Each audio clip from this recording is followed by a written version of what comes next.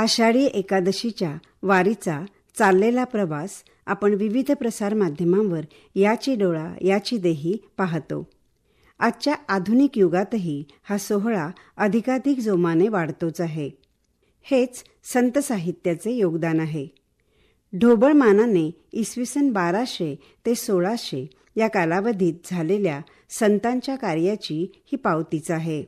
संत तुकारामांच्या शिष्या संत बहिणाबाई यांचा एक अभंग आहे, ज्यामध्ये संत ज्ञानेश्वर ते संत तुकाराम यांच्या कार्याचा आलेख मांडलेला आहे. संत कृपा झाली इमारत फळा आली, ज्ञानदेवे रचिला पाया, उभारले देवालया. नामातयाचा किंकर तेने केला विस्तार, जनार्दनी एकनाथ खांब दिला भागवत. भजन करा सावकाश तुका झाला सेकळस. नेमक्या आणि परिणामकारक शब्दातून बहिणाबाईंनी वारकरी संप्रदायाच्या संत कार्याचा प्रवास रेखाटला आहे.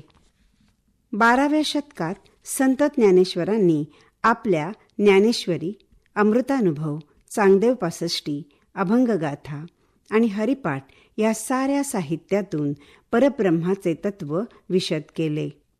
गृहस्थ धर्म न सांडिता, कर्मरेखा नोलांडिता, भक्तिमार्गातून ईश्वराला प्राप्त करून घेता येते अशा सगुण भक्तीच्या माध्यमातून धर्म आणि नीती संबंधित विचाराला बैठक दिली.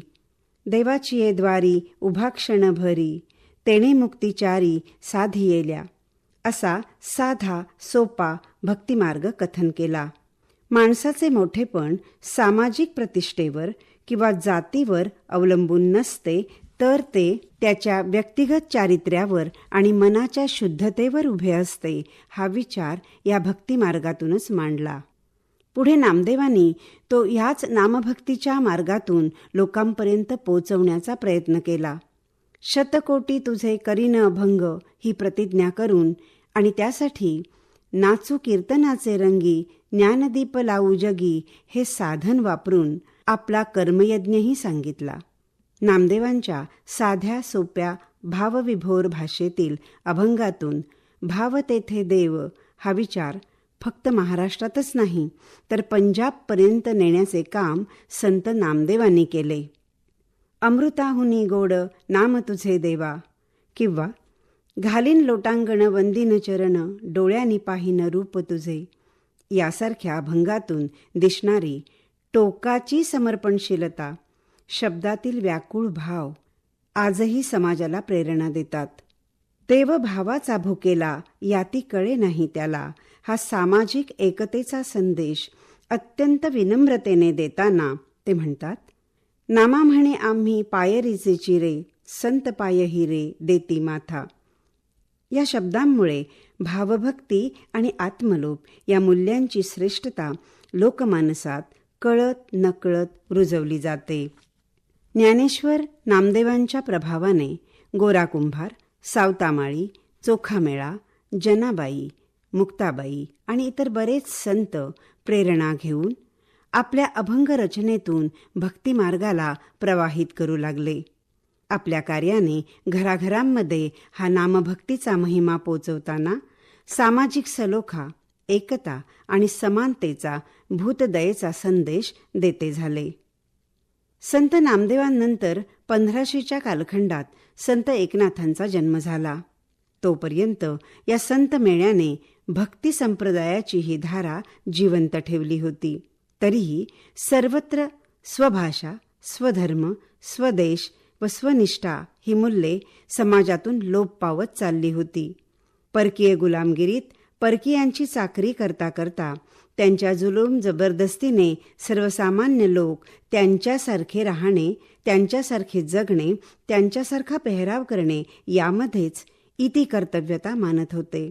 अशा वेळेला संत एकनाथांनी आपल्या कार्याने वारकरी संप्रदायाला पुनर्जीवन देऊन पुन्हा एकदा ज्ञानेश्वर नामदेवांच्या विचाराला समाजामध्ये स्थापित करण्याचा प्रयत्न केला.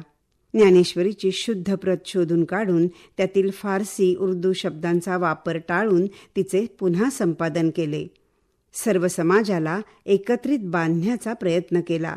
म्हणूनच संत एकनाथांना समन्वयकारक एकनाथ असे म्हटले जाते. चतुश्लोकी भागवत, एकनाथी भागवत, रुक्मिणी स्वयंवर, भावार्थ रामायण अशा ग्रंथातून उच्चवर्णीय, सुशिक्षित, सुसंस्कृत लोकांना त्या काळातील परिस्थिती समजावून दिली, तर बहुजनांना त्यांच्याच भाषेतून गायलेल्या गवळणी, भारूड, अर्जदास्तसारख्या रचनेतून गुलामगिरी समजावण्याचा प्रयत्न केला. म्हणूनच महादेव गोविंद रानडे यांनी त्यांना हे खरे महाराष्ट्राचे नाथ असे म्हटले आहे. वारी याने कुंडल हाले, डोळे मोडीत राधा चाले अशा ठसकेदार गवळणी आजही लोकप्रिय आहेत. त्याचप्रमाणे आपल्या भारूड आणि अर्जदास्त सारख्या द्विअर्थी रचनेतून समाजातील ढोंगीपणा, गुलामगिरी, लांगुलचालन करणाऱ्या माणसांची रूपके मांडली आहेत. लौकिकतेकडून अलौकिकतेकडे जाणारा प्रवास छोट्या छोट्या आपल्या स्फुट कवितातून व्यक्त केला आहे. विंचू चावल आहे त्यांचे भारूड आजही तेवढेच लोकप्रिय आहे. रुक्मिणी स्वयंवर आणि भावार्थ रामायण सारख्या कथाकाव्यातून त्या काळची राजकीय परिस्थिती मांडण्याचा प्रयत्न त्याने केला. रामभक्तीचे प्रतिपादन, रामराज्याची कल्पना मांडली. रामरावण युद्धाच्या वर्णनातून स्वातंत्र्याच्या लढ्याचे वर्णन करतानाच स्वधर्म, अभिमान आणि वीरतेचे श्रेष्ठत्व सांगितले. रामचरित्रातून त्याग, कर्तव्य, भक्ती, स्वधर्मनिष्ठा, मानवता या आदर्श जीवन मूल्यांची ओळख करून दिली. त्यामुळे समाज कर्तृत्वाला व राष्ट्रकर्तृत्वाला प्रेरणा मिळाली. त्यानंतर अणुरणुयात थोकडा तुका आकाशा एवढा असे स्वतःचे वर्णन करणारे संत तुकाराम चारचौघांसारखे आयुष्य जगून पुढे आपल्या साधनेने परतत्वाला स्पर्श करणारे असे संत ठरले. त्यामुळेच तुकोबांची अभंगवाणी आजही लोकांच्या अंतःकरणात तर आहेच, पण अनेक सुभाषितांच्या माध्यमातून लोकांच्या बोलीभाषेतही विराजमान झाली आहे. कारण अंतरीचे धावे स्वभावे बाहेरी असे त्यांनी आपल्या अभंग आविष्काराचे वर्णन केले आहे. त्यामुळेच त्यांचे अभंग, त्यातील खरेपणा, प्रामाणिकपणा यामुळे बहुजनांच्या जिव्हाळ्याचे झाले. अधिकार तैसा करू उपदेश या विचाराने प्रेरित होऊन स्त्री शूद्रांना भक्तिपंथात सामावून घेणारा हा संत होता. मऊ मेणाहुनी आम्ही विष्णुदास कठीण वज्रास भेदू ऐसे किंवा दया तिचे नाव भूतांचे पाळण आणिक निर्दाळण कंटकांचे या त्यांच्या शब्दातून प्रसंगी भूतदया दाखवणारा हा संत कितीही कठीण संघर्ष सत्यासाठी करू शकतो ही गोष्ट त्यांनी समाजावर बिंबवली.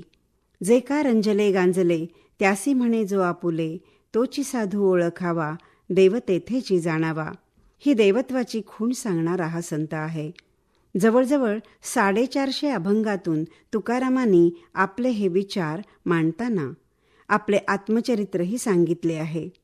ते स्वतःला नामदेवांचा शिष्य समजतात. नामदेवे केले स्वप्ना माझी जागे अशी या गोष्टीची प्रचिती ते देतात. कर्मकांडांच्या ढोंगात अडकलेल्या प्रस्थापित वर्गाला ते समाज स्थितीची जाणीव करून देतात. वेदांचा तो अर्थ आम्हासीच ठावा येरानी वहावा भार माथा अशी त्यांची खरी परिस्थिती स्पष्टपणे त्यांच्यासमोर मांडतात. आणि हे करण्याची ताकद आपल्यामध्ये कशी आली हे सांगताना ते म्हणतात, आम्हा हे कौतुक जगा द्यावे नीत, हे आपले कर्तव्य आहे असे स्पष्ट शब्दात आपल्या कर्माचे, आपल्या कार्याचे स्वरूपही सांगून जातात. फक्त आपल्या वाङ्मयातूनच नव्हे तर आपल्या कृतीतूनही त्यांनी या गोष्टी सिद्ध केल्या. म्हणूनच ते म्हणतात, बोले तैसा चाले त्याची वंदावी पाऊले. हे सारे समाज प्रबोधन त्यांनी ज्या शब्दातून केले त्या शब्दांना तर त्यांच्या लेखी फारच महत्त्व आहे. ते म्हणतात, आम्हा घरी धन शब्दांचीच रत्ने शब्दांचीच शस्त्रे यज्ञे करू. आपण बोलत असलेल्या शब्दांच्या क्षमतेची पुरेपूर जाणीव तुकारामांना होती हे यावरून सिद्ध होते. साधी सडेतोड व्यावहारिक भाषा हे त्यांच्या अभंगाच्या भाषेचे महत्त्वाचे वैशिष्ट्य आहे. त्यामुळेच तळागाळातील सर्वसामान्य माणसांपर्यंत तुकारामांच्या अभंगातून समाज सुधारणेचा विचार पोहोचला. भक्तिमार्ग, नम्रता, अहिंसा हे गुण आत्मसात करतानाच विष्णुदासाने कठीण वज्राला भेदण्याची क्षमताही ठेवली पाहिजे हे त्यांनी समाजाला पटवून दिले. आणि हे सर्व मांडणारी त्यांची स्वतःची अवस्था. सहज बोलणे हित उपदेश अशी आहे, कारण तो त्यांचा स्वतःचा सहज स्वभाव आहे. अंतरीचे धावे स्वभावे बाहेरी, धरिता परी आवरेना, अशी आपली परिस्थिती त्यांनी सांगितली आहे.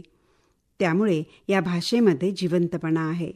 लॉर्ड एल्फिन्स्टन नावाचे ईस्ट इंडिया कंपनीचे अधिकारी होते.